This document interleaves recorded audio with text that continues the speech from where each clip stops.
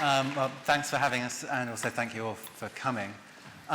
Obviously, I guess we're in the middle of the exhibition in the House of George, so I think maybe we could start with just a few words about the show and what links the works together, and maybe talk about The Bleed, which is the title.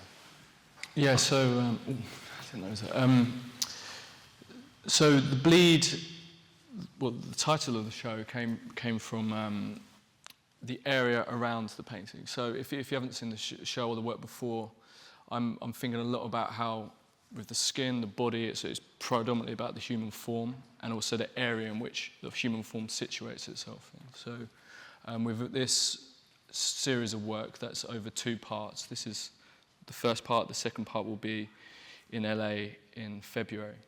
And with this kind of large series of works, there's around 16 paintings in total, 17, 18 paintings. I focused predominantly on the body, around the touch, and kind of the removal of the face. And I think that's allowed the viewer and myself to focus more on the significance of the feeling of how the anatomy and a collectiveness and the collectiveness of humans and how we can interact and fuse psychologically and also physically. Yeah. I mean, it struck me when I was looking at them, and maybe because I'm perhaps more of a socialist than you, was that also... Not bad to be a socialist. It's not the same as being a sociologist. It isn't. One of them is better. But it struck me that also, like, in a kind of surveillance culture like round here, where there's a number of cameras outside and inside, like the face is the thing that those cameras train on for surveillance. And there's also this interesting thing now with the sort of being lost in the crowd, literally, in these works.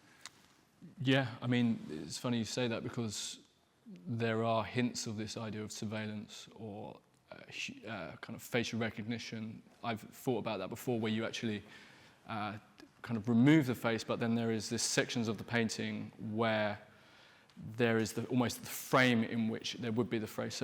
So for instance, on the top section of this, where there's this kind of more gestural part that kind of gives the life and kind of injects a bit of energy into the piece, the top right section is kind of thinking about that, the absence of the face, but also highlighting it or framing it within a series of gestures. Did one at the I did a painting at the beginning of the year that was shown in Somerset, where it was looking at the same type of thing. In the top section, right section of that, there was a similar thing, and it was a dissimulated nude was the painting. So, but taking out the faces allows the viewer, I think, to focus, as I said, on the bodies. But what was important about this is that you do still have the faces in the show. So you have this one in the back room here and this one here. And I'm hesitant to call them portraits because they're approached in the same way as the more kind of the bodily works, where they are, well, they're not portraits. They are kind of made up scenarios. So these figures don't exist. And I'm thinking a lot about the anti-portrait or what does it actually mean to have an authentic representation of ourselves as well. But then these are questions that I'm also asking myself is like, what does the portrait mean to me? Or what did these faces mean in the work? And to just, I'm quite like just removing things that are not of focus or value. And I felt like the faces weren't adding a value because they didn't really mean as much to me as they used to. So the body and the interaction on the hands and the way the interaction with the outer areas, the gesture and the ground became more of a focus within this body of work. No, I think there's something wonderfully perverse about this kind of embodied erasure in the work. But I guess you've been talking about the practice, the painting practice, and we're here with someone who comes from more theoretical background. Not much of a painter. But I guess, in some ways, the stereotype is these two worlds don't meet, that theory and practice are two different things. And I wonder how you feel your work intersects with George's. Well, do you hear me, by the way? Very quiet. A lot of people, okay. Well, of course, it's a big myth that art, philosophy, art, and theory have been distinguished or separated from each other because they always went hand in hand. Probably everybody knows in here. There would have been absolutely no Philip Rothko without a Kierkegaard, without a Sartre. Wouldn't have been any Deleuze without Bacon. Of course, they have different modes of investigating. How do you say? They have different modes of felicity, maybe even. But they strike me as always working very well hand in hand when it comes to investigate new phenomena, especially. I mean, as a theoretician, as a sociologist, or when I do philosophy and so on and so forth, I can conceptualize things, I can analyze things. But of course, I cannot give it form in the same way as George can, or in the same way as Edvard Munch can, and so on and so forth. And it strikes me that if they have always been working so well hand in hand, it's because they allow, again, to add things to each other's modes of investigation. Let me give you an example. I work in the philosophy of climate change and so on and so forth. So of course I can conceptualize, I can give formulations of a set of fragmentations of society in a time again of climate change, or fragmentations of the existential landscape of the human being and so on and so forth. But I can never make people feel sense affectually in the same way as somebody like George can. And I can write, as I did, for example, a book about how the human landscape is changing shape in a time where we are, say, destroying our own conditions of existence as humans. But you cannot sense it, feel it, fathom it, again, on an effectual level. So there's a difference, but they're very much linked, and they have to be linked. And especially because right now, if we take the question a little bit further, what we're living, again, I would say, is, especially in times of climate change, George is also very interested in the questions of war, technological acceleration, and so on and so forth. It's not so much a question of, or crisis of politics, or of science, or of economy, as it is a crisis of aesthetics, which aesthetics means sensibility, sensitivity. So I'm a weird sociologist that believes more in art than he actually believes in sociology. You're sounding like a romantic now. Maybe at least. I mean, again, if we just stick to the example of climate change, we all know what is going on. We don't feel it. We don't sense it. That's also why I became so interested in George's work. Because for me, if we go back to the work of George, he would probably disagree, but that's a good thing about speaking about art. You can always make up stuff. And you can't in philosophy? Right, well, we make up concepts, but it's a little bit different still. Because the reason why I got interested in George's work, I think that's also what you indicated as a question before.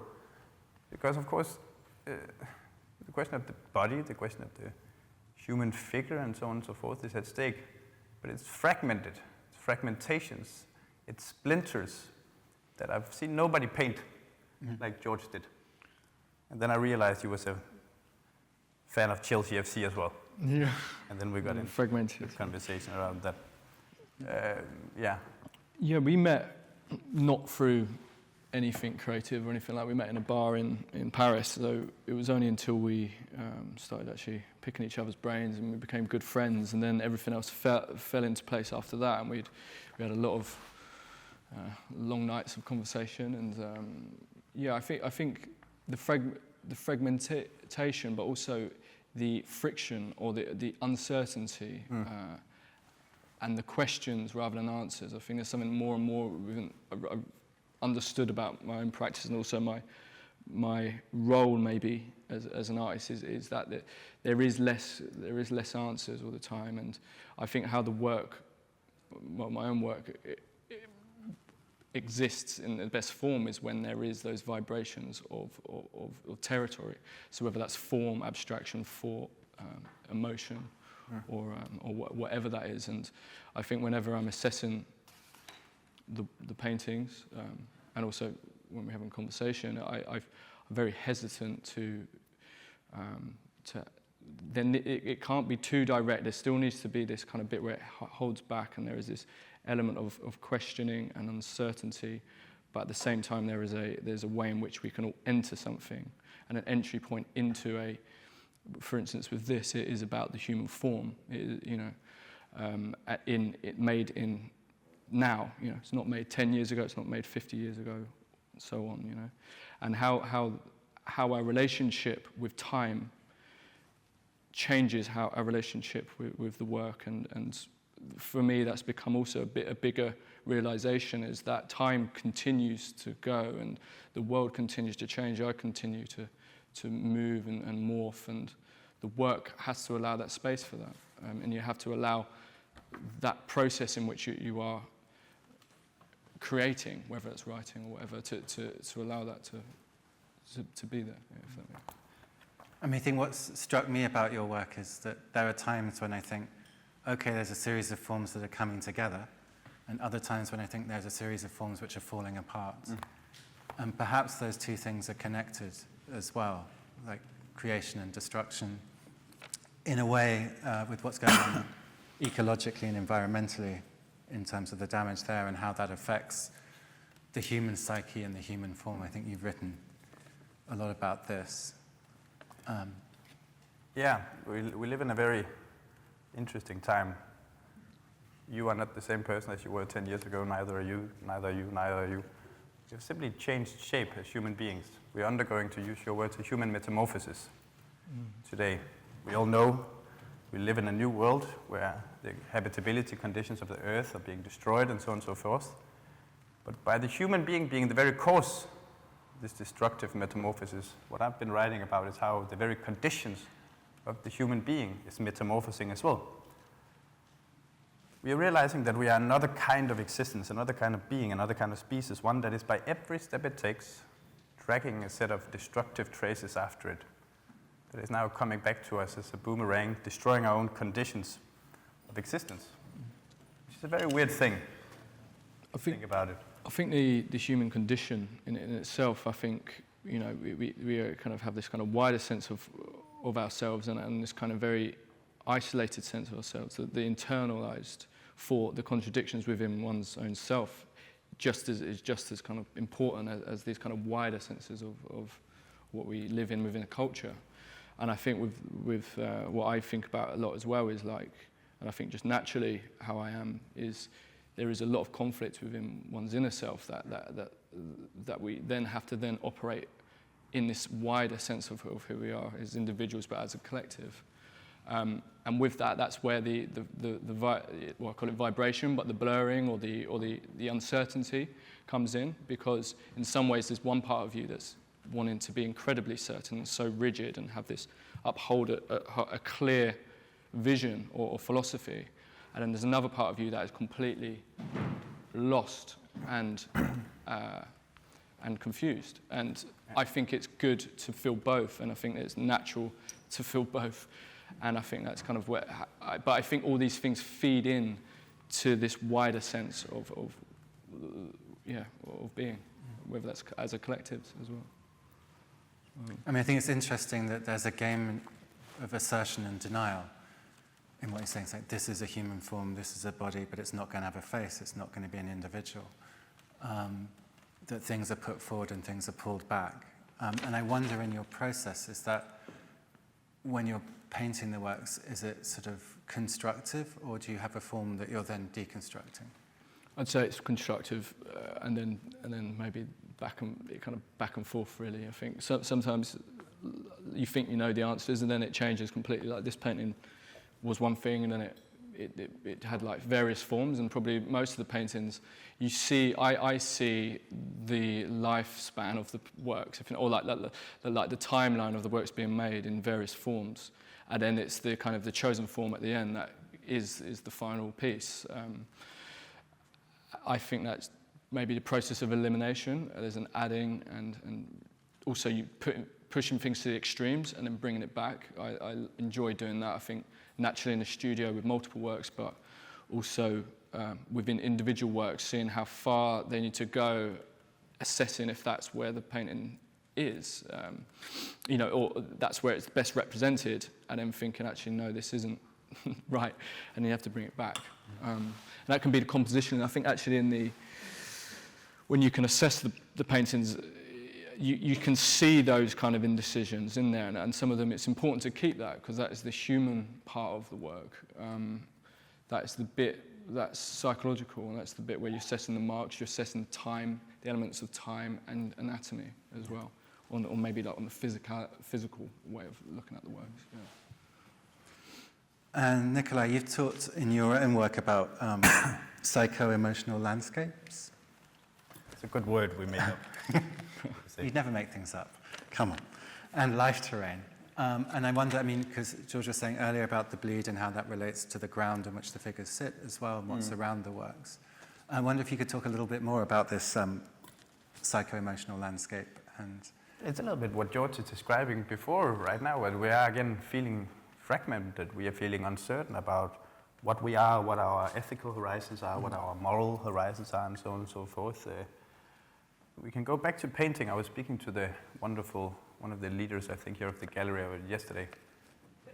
Not only is art and philosophy always working together, art is also sometimes a good trope, I think it's called in English, to think philosophically. If you imagine the painting Munch, Scream, very interesting because, of course, in the old analysis of that painting, then the blood red sky was supposed to be a sort of a representation, a metaphor for the human anguish, the human fear, the human uncertainty, exactly, in a world devoid of meaning and so on and so forth. But today, if you look at this painting, you would think, if you showed that painting to a 15-year-old girl or a boy or whatever, the person would probably think, but he's screaming because he has made the sky blood red.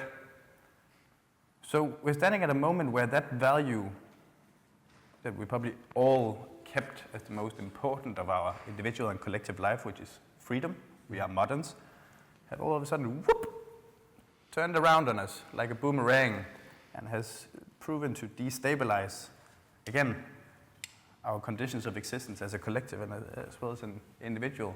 It's what I said before, nobody walks through an airport today without knowing that you are actually destabilizing your own individual and collective modes of existences. Where does that lead you? That's what I want to know with the word psycho-landscapes, psycho-existential landscapes. How does that make you travel differently, not in the literary sense of the word? How does it make you orient yourself in the world? So when I speak about life terrains, I like it very much as a metaphor because, of course, it both relates to the natural landscapes and to the internal mechanisms, ethically, morally, and so on and so forth.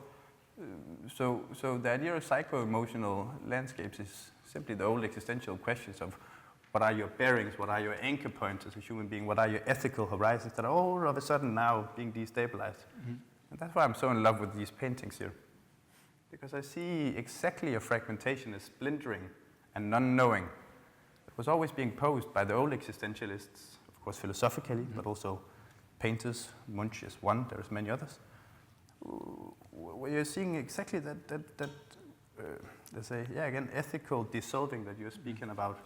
But I'm wondering then if you think, for both of you in a way, if you think of this fracturing, this dissolving, as something to be embraced or to be horrified by? Well, it is horrifying, but you have to look at it in the eyes, because no matter there's no faces on George's paintings. You still have to face it. There's horror, but there's, it's that feeling of like, you can get traumatized by the most smallest of things or the most incredibly large things. There is a kind of a level to human emotion and how we can react. So with that, the subjects, change, but time goes on. It's kind of what I was saying before. Is like, and also that trap of hopelessness, where if we're forever feeling hopeless or lost or that feeling of isolation, and then there's no resolve, there's no way on which to move. And someone I would like to stress is like with the works and how I am as well, is that these are not answers, but they're also not kind of like full stops or ways in which they're just like these kind of anxious, bubbling kind of feelings of bodies. There is a kind of a way in which you can navigate human essence or the kind of various modes of us. That that doesn't have to be scary as well. I think it's allowing it just to breathe, because the world is scary, and we're all in it and creating stuff within this world. And yeah. No, I think it's very interesting when you mention navigation, because I think both politically, philosophically, existentially, blah blah blah. It's always good when you refer to your own work and you say blah blah blah. That's another sort of existential crisis. We are disoriented, and we are trying to re-navigate. We are trying to recalibrate a compass, so to say. And we need all the therapeutical means to do so. We need to describe that fragmentation, that uncertainty, that dissolving, as you call it, that division inside of ourselves. We need art for doing that. I would say we also, despite my little joke before, need philosophy, we need sociology. I believe a lot in description. As every seamstress knows, if you want to fix a broken piece of cloth, it's a good idea to find out how it's splintered in the first place.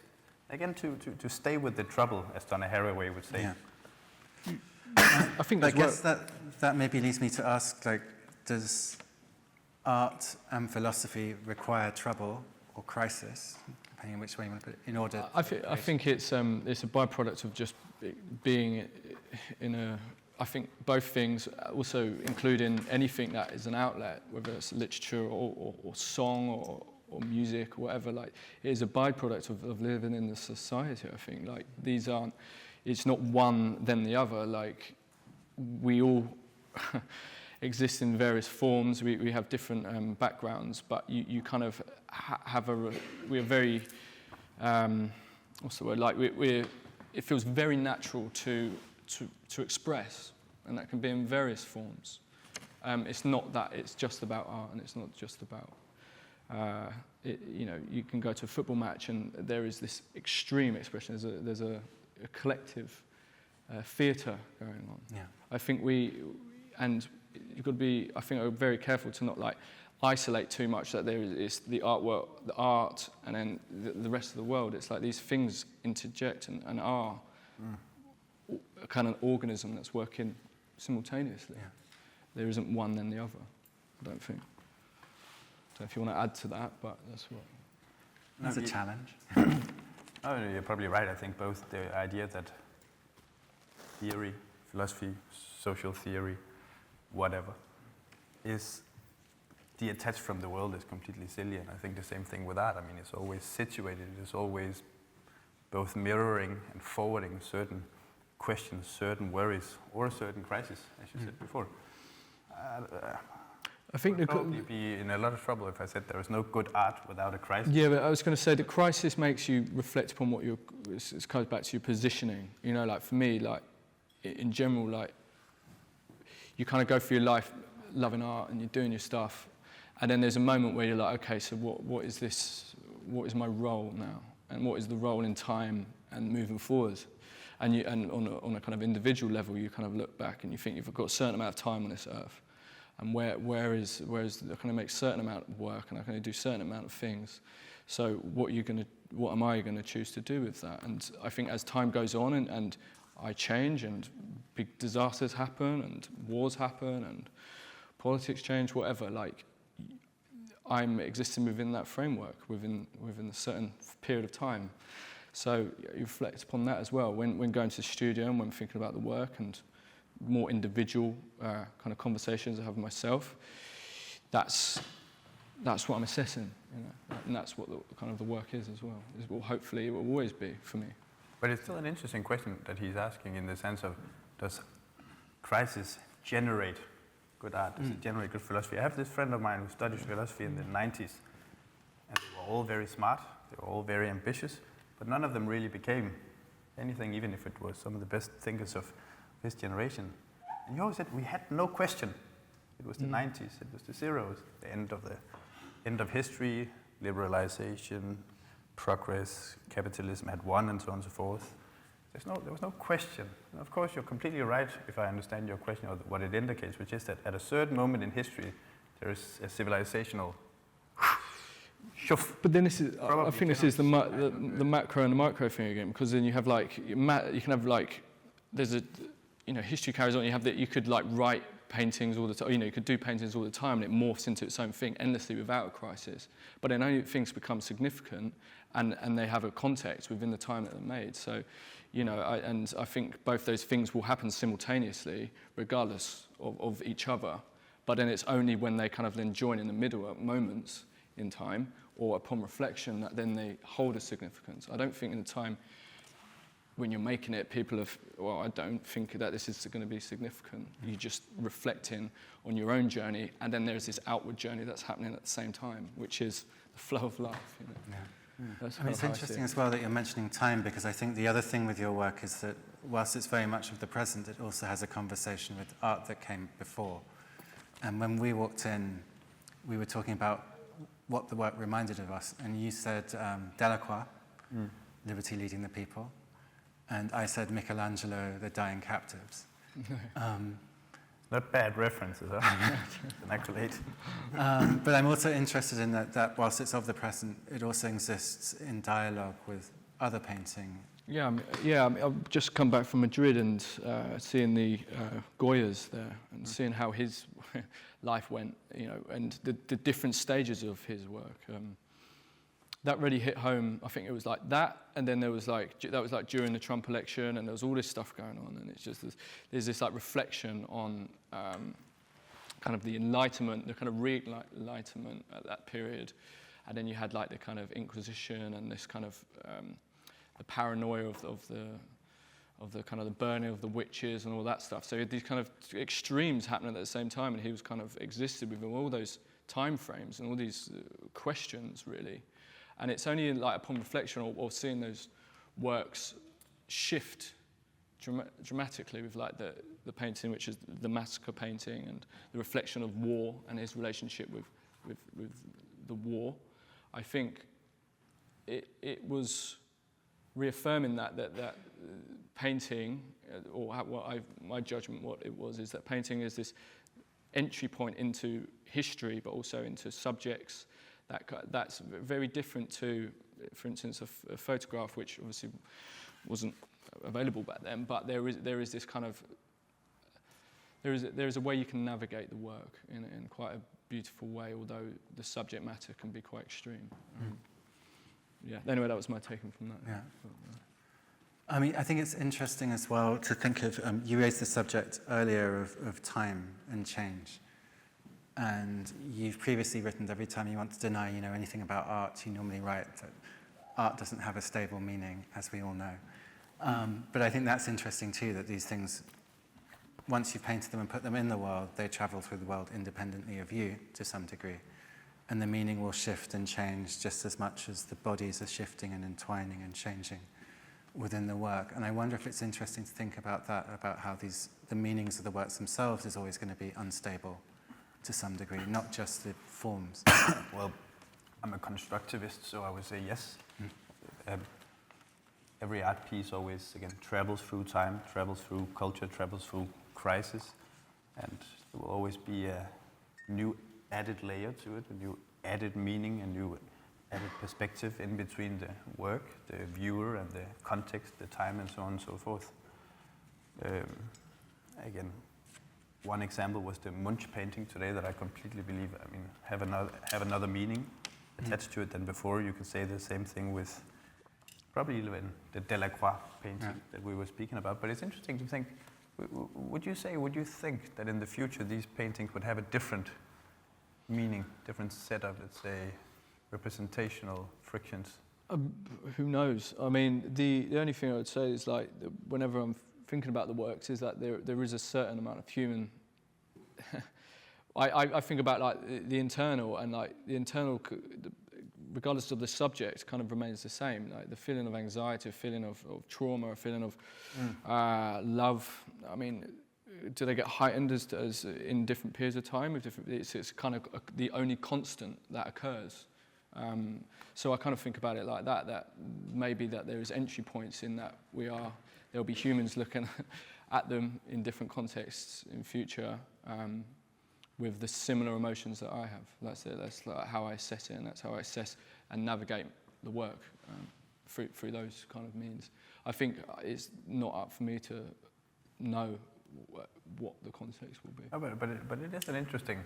Yes, I mean it's interesting. Yeah. Because that red would probably have meant something completely different had it not been that Russia had invaded Ukraine and what is going on in the Middle East and so on and so forth. I mean, we were speaking to Hannah about it recently, how Van Gogh was very happy about the color of yellow. It was like for Goethe, the joyous color of the sun, of life and so on and so forth. But today, the question is if he would have painted in a type of global climate change so happily in the color of yellow.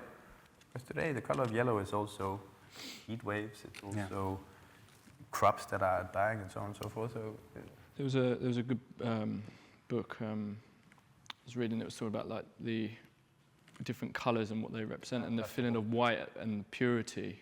And actually, it's actually a blinding colour, and it's actually quite a violent thing. If you think about light and you think about that, how it pierces, and I think the relationship, and you think of darkness or blackness as being this kind of consuming feeling. I think, you know, our relationships with colours can be individual, but also collectively different. I think of white as being quite kind of a violent, like I said, blinding. Oh no, it's not colour, but you know what I mean, as a sensation. And I think when you think about sensation, I look at the red as actually being quite a, I don't know, something semi-soothing, a bit like womb-like about the red, you know. I think tonal colours, where it's pinks or the greys or the silvers, or I don't know. Colours are. I think at the moment I've been working a lot on like the kind of monochrome with the kind of the blacks and the lights and illumination and backlit feeling, the feeling of it, something being backlit.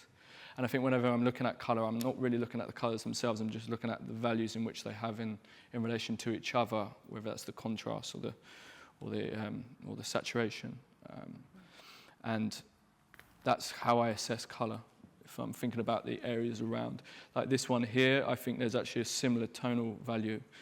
Although there's a lot of different colours, I kind of treat it as this way in which it could be a monochrome piece as well. And I find it difficult sometimes when there's too much colour, it can get too chaotic for the eye. And yeah. I think it's really interesting, though, that what Nikolaj attempted to describe in symbolic, in emotional interpretations of colour, you've just done purely in formal terms. And it's interesting to see these different ways of looking at the same thing, which I think your work definitely... I think as well, when it comes to the making part, if I'm forever thinking that colours are representing certain things and there's meanings behind all these things, you'd forever end up kind of boxing yourself up in this way that you don't want to be doing in the studio. And I kind of think you have to like shed as much association with everything and just I think that the intuitive part of the work comes from you kind of let everything come in and then it just goes back out again, and that you get guided through the indecisions or the kind of the friction I have with the works myself, like.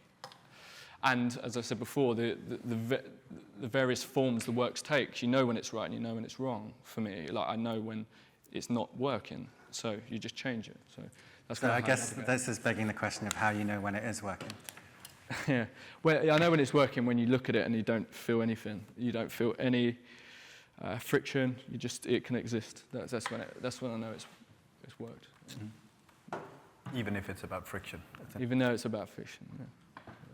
But these are the ironies of working with form as well as content. It needs to have a balance. You know, if you're talking about the form of the paintings and like the compositions, it needs to have like a rhythm. It needs to have an energy. It can't feel flat or like stark or heavy.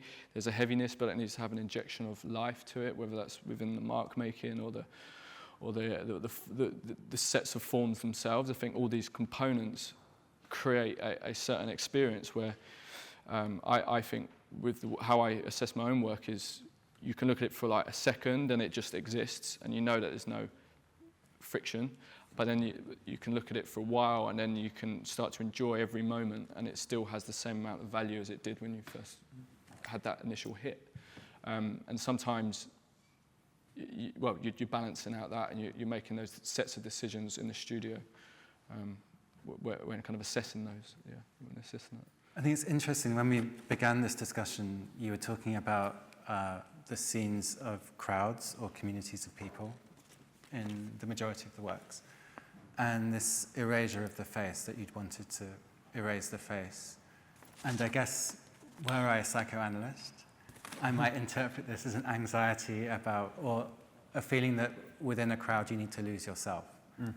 That in order to be properly part of a community, you need to abandon the markers of self. And I think maybe this could be interesting too. Yeah, it was never, for me, it wasn't about that, but for me it was about where's, again, goes back to value, like what's significant and what was my relationship to the faces. If I didn't really feel like there was a relationship, I had a relationship to the faces because they weren't portraits, they weren't, they're not people that I've extracted and placed in the work, then it doesn't need to be there. It needs to be very focused, and every part has a place.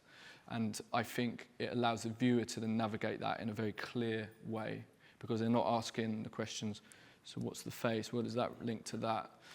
There is a focus on the wider sense of the canvas, because what the face does as well is that your eye naturally just endlessly gets drawn to the faces, the expressions, and then you start, and I think that can be a distraction.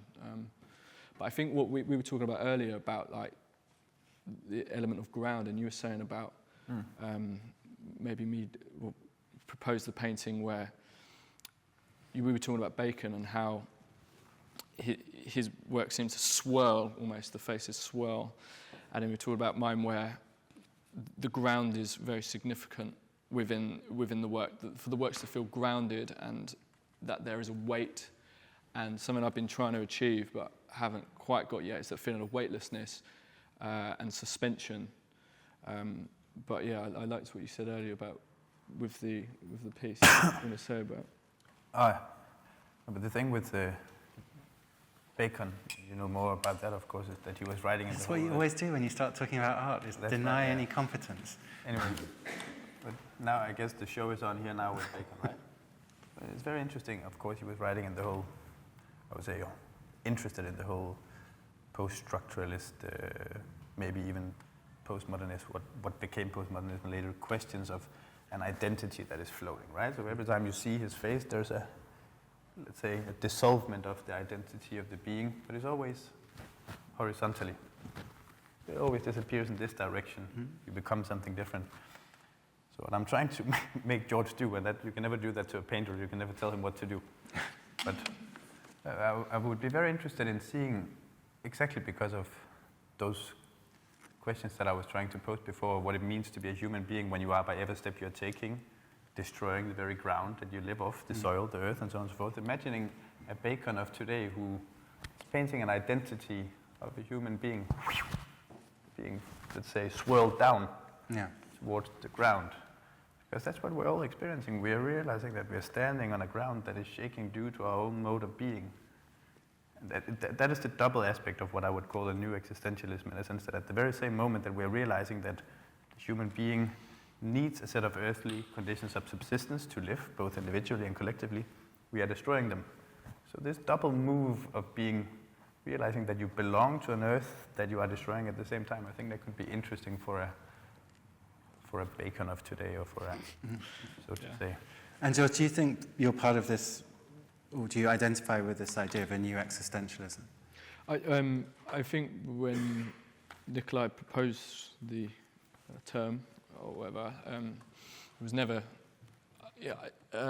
I think naturally maybe it could happen. I think I'm quite existential maybe as a person, and I think the work fits into that mode for sure. I think what was amazing about meeting Nikolaj, and we chatted for hours on end over long nights. We invented the one Negroni rule. Yeah. You can only have one Negroni from now on. Yeah, kind of two Negronis. That was the. That's the old existentialism. Yeah, that was the old. Yeah, we did new existentialism. But then from that, you kind of like realise that there is what I've loved about art is that it's a connector. It can bring different minds together. I've had met some incredible people through making art. That's completely, I wouldn't even dream of meeting, that are different thinkers and how, that are working on in a different way, but also care and think about the same thing. So I think, I'd hesitant to say that I am, but I think there is definitely a natural connection to it. Yeah. Maybe Nikolaj could say a little bit more about what you mean by new existentialism. Yeah, but it's just the old existentialist questions post, so to say, reformulated in a new sentence. Okay? The old existentialist question was always, what is the meaning or the purpose of human existence? But those questions take a complete different shape when the human being is destroying, again, to repeat myself, its own conditions of existence. Think about Sartre, think about Kierkegaard. They were very interested in what it means to be free in a world devoid of meaning. But today, what is making people shake, what is making people tremble, what is making people nauseous, to use Sartre's term, it's not the inescapable freedom in a world devoid of meaning, it is the external traces that your freedom have left behind. Who's all of a sudden, again, destabilizing your own continuous survival, and who's making you shrink. In a way, I was thinking about it before. For the old existentialist, the big question, the big disturber, so to say, was that the world was too big. There was no answers. But now you're realizing that the world is too small, and that is being crushed, so to say, under the weight of your own being. So what I'm just interested in with this word, we can call it everything else if you want to, is what are the effects, what are the experiences, what are the emotions, what are the fractures of, again, being crushed under your own freedom, as both individually and collectively. That is the main question of what I try to call new existentialism. I wonder, we briefly touched on this earlier, but I wonder if one of the things that George's painting does is allows us to come more to terms with a certain amount of contingency, that we're not necessary to this world, that we're contingent agents within it, that things come, that things go. And one of the things we can do is accept that. Yeah, I think that a lot, or think about that, I think, like our own mortality is something that I think's forever been questioned, but, I kind of feel like there's only a certain amount of time, and we exist within this certain time, and after that. But again, what happens before that? Before the time, or before we die? No, before we disappear and so on and so forth, you'll probably see human being at a war with itself somehow. Oh, they already are. That's what we are, and I think that is what is very sensitively, not described, of course, because that might be my job, but depicted in your paintings. I always feel that there's a human being gazing at, trying to escape itself, but at the same time. And it's also, again, it's not all negative as well. When I say this,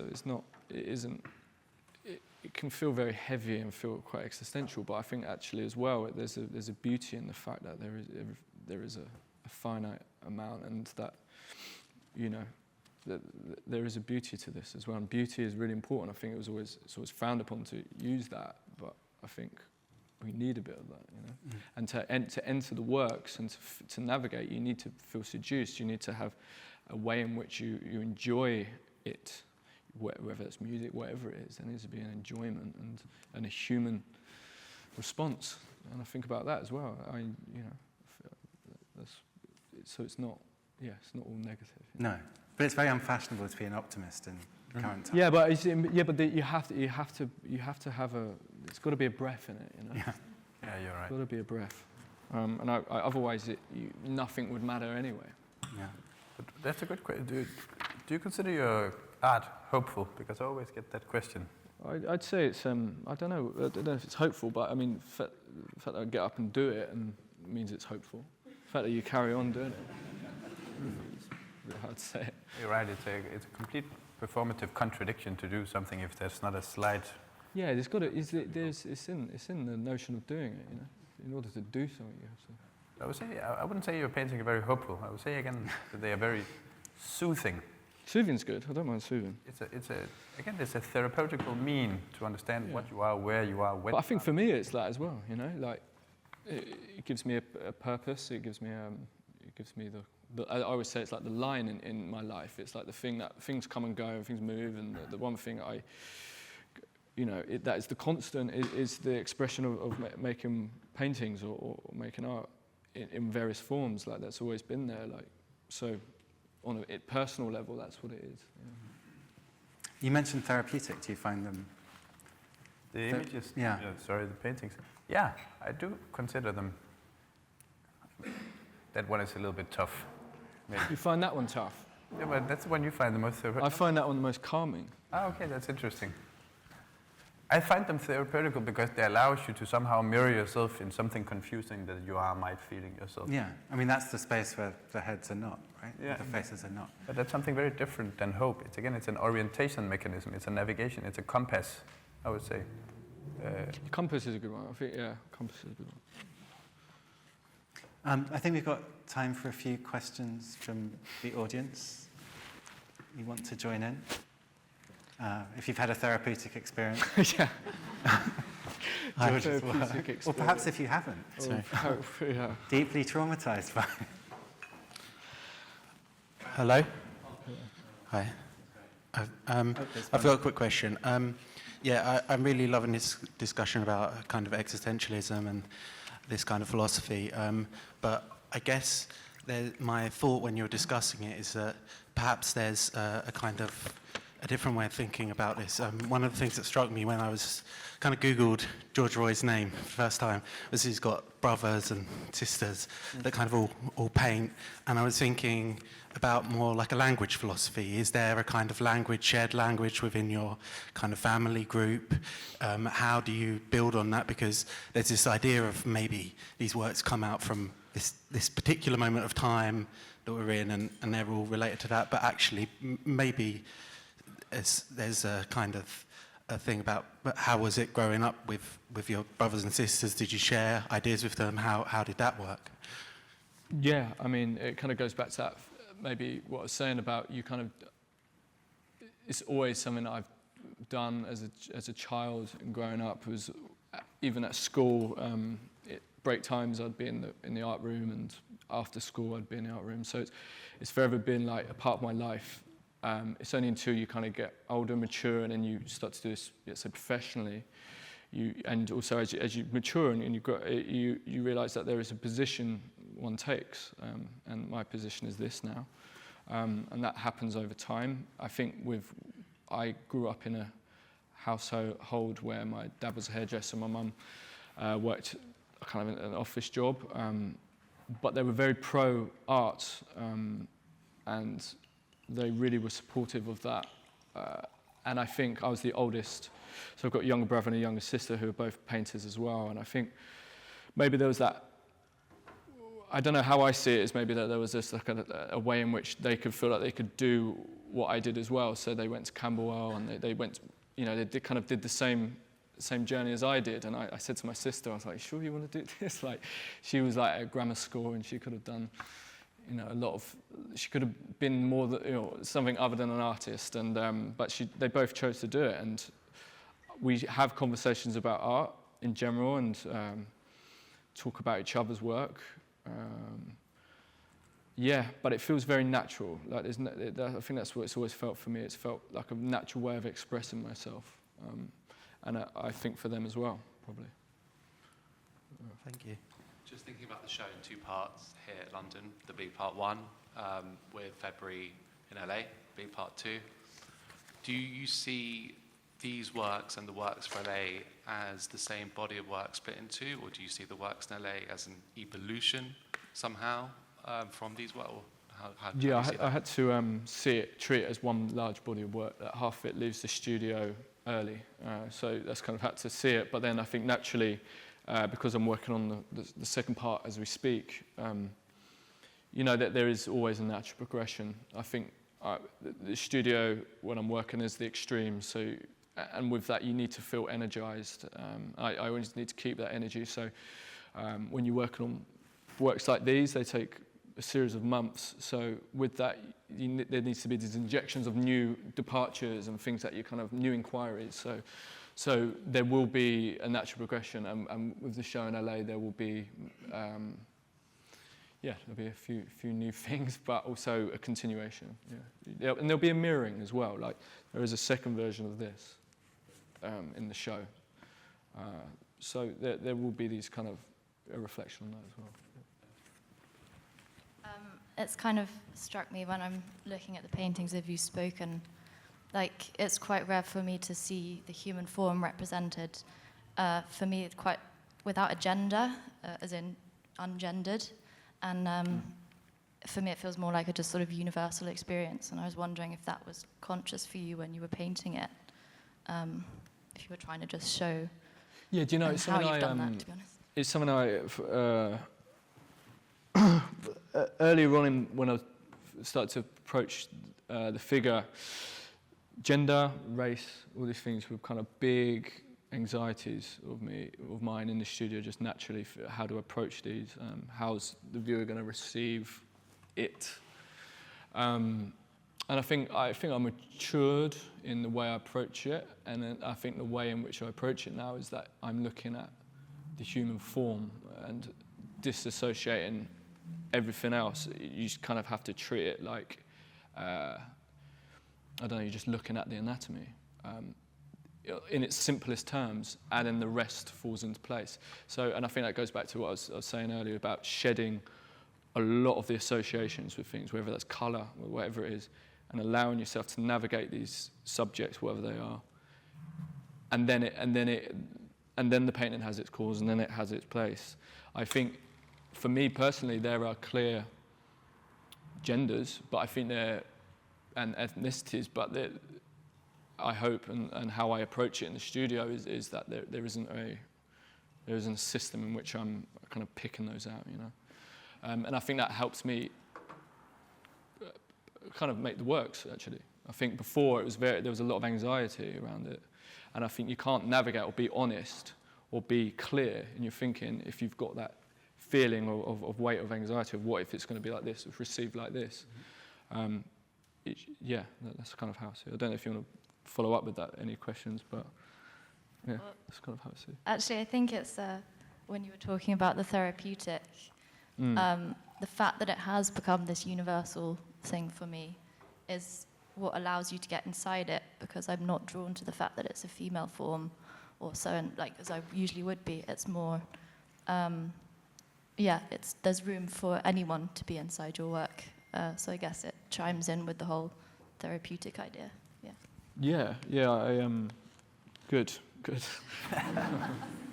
I think maybe just to follow up, because it does seem like the anxiety you're describing is one that's very much present today, in terms of like, I'm going to get cancelled, it's going to happen if I say anything. Feels like a very contemporary anxiety to me, certainly the students I work with. This is one. Yeah, I've spoke to students as well with a similar thing. I've had it myself, you know, like it kind of goes back to context and your own context of like who I am making the works and the person making the works as well, you know.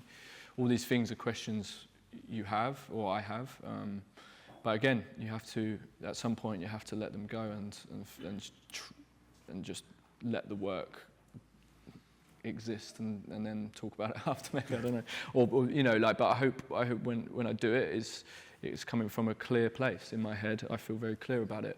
Before I've done stuff and I felt unclear, and I think you can taste it in the work, you know. Do you find this in terms of working in a more theoretical space? That people are afraid to say things. No, but it's interesting because not because I'm trying to sell my book, which is out there in the hall, but the book that I wrote about the existential aspects of climate change is exactly written from a white, privileged guy. It's called land sickness. You should just say what it's called. Western as well, isn't it? It's from a Western perspective, but I would say that exactly because we are the ones who have committed the right crimes, it actually allows us to go back to in my case, a Western white privileged man, even on top of it. But of course, there was many people saying, you cannot write about the existential aspects of climate change from that position. But that's a weird argument, because it's exactly somebody attacking himself and his own role, his own consequences, so to say, in the world. So I'm just saying, of course, it's a question that is being posed. It's a question of situating your argument, situating your art, positioning yourself within certain frameworks of justice and domination and so on and so forth. But I think George is right. Sometimes you have to write from where you are, or paint from where you are, and then something interesting hopefully comes out on the other hand that we can then use to... Also, it's about intentions, I think. And if the intentions are... Well, you start with a certain intent, and then hopefully that translates. You know, like if the intent is clear with myself and how I approach it, then maybe it translates when the works are on their own without me backing it up. They just exist. So I think about it like that as well. Like, and that kind of goes back to that feeling of doubt or whatever. It's like, well, the intentions are being swayed by an emotion. So if you remove the emotion, then it becomes very clear. Yeah. I realise we've moved from that very positive position about being... No, but it is positive. Into the word back to doubt again. No. So if anyone's got a last question that might leave us on a positive note? It's positive. I feel it's positive. Yeah. No, doubting is good. It's natural to doubt. You doubt everything. You doubt crossing the road, so, you know, it's not... I just wonder, what would be your dream canvas to paint on? If it wasn't an actual rectangular canvas? Is it a glacier? Is it a river? Is it some sort of a mountain? Because I somehow feel like they're in motion and they want to somehow escape this rectangle at some point. So you mean like that there wasn't, it was... Do you mean... This can be a speculative thing too. It doesn't have to, you don't have to... Yeah, do you know what? I kind of enjoy the space though. Like there's a restriction to the square, and like the figures are quite balanced within the square, or like, you know, within the frame of the canvas. And I think all the paintings react to the edges. So I think if it's the feeling of dissipation, like something I'm thinking about at the moment with the works in the studio, is that feeling that things are kind of almost not exploding, but there is this kind of weightless kind of flowing outwards. But I think that can only be enhanced by the fact that it is in a limited space. Maybe, I don't know. Maybe. Tell her about the landscapes. Well, yeah. We've been with these questions of the figure and like what my relationship is with the figure, or thinking about the figure now and all that stuff. We started to talk about what our relationship with landscape is now, and throughout history, our relationship with landscapes changed. The figure within the landscape as well. So you have like humans within a landscape. So anyway, that's something that I've started to think about with Nikolaj.